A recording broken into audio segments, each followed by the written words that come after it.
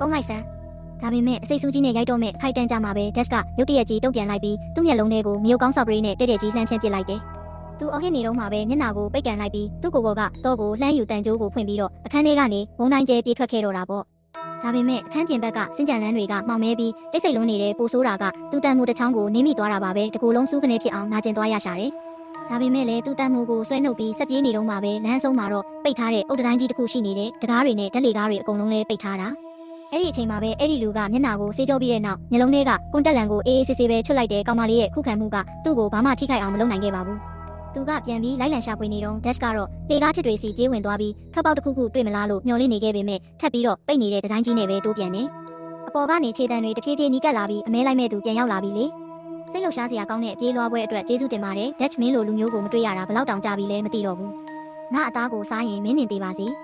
ဟဲတို့တွေတွားရမယ့်အချိန်ရောက်ပြီမျောလင်းချက်တွေကုံဆုံးလူနေပါဖြစ်နေတဲ့အချိန်မှာပဲတတိုင်းရဲ့ဟိုဘက်အချမ်းမှာတော့ကယ်ဆယ်ရေးအဖွဲ့ကသူမရဲ့အော်ဟစ်တန်ကိုနောက်ဆုံးတော့ကြားသွားခဲ့ပါပြီဟက်ကတန်တို့ကိုဝေ့ရမ်းပြီးတတိုင်းကိုရိုက်ခွဲလိုက်တယ်ပြီးတော့ပောက်ကွဲစေတတ်တဲ့အရာတွေဆင်ပြီးအတန်ကျဲကြီးနဲ့ဖောက်ခွဲပစ်လိုက်တာသူတို့၃ယောက်အဆောက်အဦထဲကိုအတင်းဝင်လာပြီးလက်ရှိရဲ့နေရာစီဦးတီပြေးလာကြတယ်အဲ့ဒီလူကတော့နီးကပ်လာတဲ့ခြေတံတွေကြောင့်စိတ်လှုပ်ရှားလို့ကောင်းတုံးပဲရှိသေးတယ်သူ့ခြေထောက်နာကိုငွေရောင်လက်ပစ်ပုံးတစ်လုံးလိမ့်လာတဲ့အချိန်ထိပေါ့အဲ့ဒီကြမှာပဲတခုခုမှားနေပြီဆိုတာသူရိပ်မိသွားတော့တယ်သူအသက်ဘေးကနေလွတ်အောင်ပြေးနိုင်ခဲ့ပေမဲ့လည်းဒီညရဲ့ထက်ခါတလဲလဲကြာရှုံးမှုတွေကသူ့ကိုယ်သူအထက်တန်းကြတယ်လို့အမြဲတွေးနေတဲ့မာနတွေကိုအစိမ့်လိုက်ရိုက်ချိုးပစ်လိုက်တယ်လို့ပါပဲပြီးတော့အတိတ်ကပိုပြီးအရှက်ရစရာကောင်းတဲ့အကြောင်းအရာတွေကိုပါပြန်တတိယသွားစေပါတော့တယ်